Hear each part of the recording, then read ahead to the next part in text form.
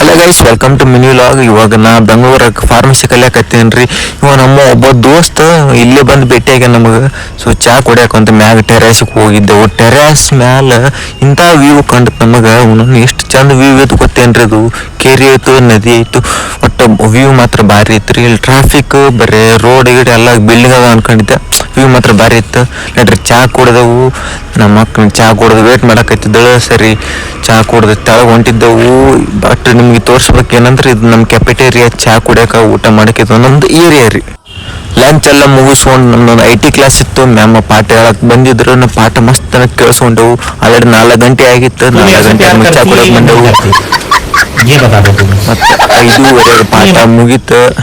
ಪಾಠ ಮುಗಿಸ್ಕೊಂಡು ಹೊಂಟಿದ್ವಿ. ಇಲ್ಲಿಂದ ಏನಿಲ್ಲ ಅಂದ್ರೆ ಒಂದು ಅರ್ಧ ಕಿಲೋಮೀಟ್ರ್ ಇತ್ತು ಬಸ್ ಸ್ಟ್ಯಾಂಡ್. ನಡ್ಕೋತ ಹೊಂಟಿದ್ದೆವು. ಬಸ್ ಸಿಗುತ್ತಿಲ್ಲ ಅಂತ.